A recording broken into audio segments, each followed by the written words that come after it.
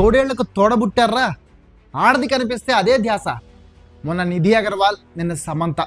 ఎవడైనా వాళ్ళని ఫ్యాన్స్ అనగలరా? అసలు వాళ్ళంతా పశువులు, అంతకంటే హీనమేమో.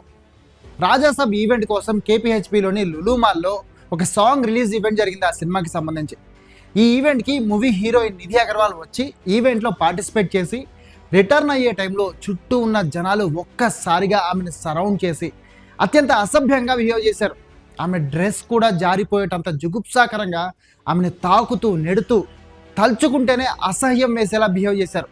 వాళ్ళందరి నుంచి బాడీగార్డ్ సహాయంతో ఎలాగోలా అతి కష్టం మీద కారు వరకు చేరుకున్న నిధి లోపల కూర్చొని చాలా బాధపడ్డారు.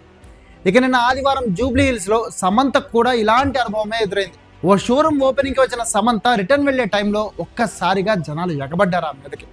అంతా ఒక్కసారిగా ముందుకు రావడంతో సెక్యూరిటీ గార్డులు వాళ్ళని అడ్డుకోవడం చాలా కష్టమైంది. దీంతో కొంతమంది సమంతను అసభ్యంగా టచ్ చేస్తూ ఇష్టం వచ్చినట్లు బిహేవ్ చేశారు. ఇదంతా భరిస్తూనే అతి కష్టం మీద కారు దగ్గరికి చేరుకొని వెళ్ళిపోయారు సమంత. ఇదంతా ఓ ఎత్తైతే ఈ ఇన్సిడెంట్లపై స్పందించిన నటి అనసూయ కూడా ఇన్స్టాగ్రామ్లో ఎదురైన అనుభవం ఇంకో ఘోరం. అనసూయ ఈ మధ్యనే ఇన్స్టాలో తన శారీ స్టిల్స్ పోస్ట్ చేసింది. ఈ పోస్ట్ కింద ఒక యూజర్ నిన్న నిధి అగర్వాల్ని చేసినట్లు నిన్ను కూడా పబ్లిక్లో నలిపేయాలి అంటూ ఫైర్ ఎమోజీలతో కామెంట్ చేశాడు. అసలు ఈ కామెంట్ చూసి అనసూయ కూడా సీరియస్గా రియాక్ట్ అయింది. ఏమనాలి ఇలాంటి వాళ్ళని?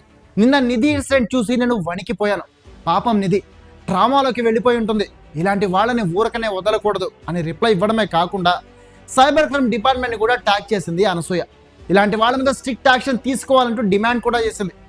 అయితే ఈ రిప్లై గురించి పక్కన పెడితే ఒక్కసారి ఆ సైకో గడి మెంటాలిటీ ఏంటో ఊహించండి. ఓ అమ్మాయిని తోడేళ్లలా చుట్టుముట్టి ఉక్కిరి బిక్కిరి చేస్తే అదేదో గొప్ప పనిలా సైకో సాటిస్ఫాక్షన్ పొందుతూ అనసూయని కూడా అలా చేయాలి అనడం దారుణం అంతే. ఇలాంటి వాళ్ళని నిజంగా ఏం చేయాలి? వీళ్ళలాంటి వాళ్ళని చూస్తే నిజంగానే బతికుండగానే జీవాలని పీకుతేనే తోడేళ్లే బెటర్ ఏమో అనిపిస్తుంది.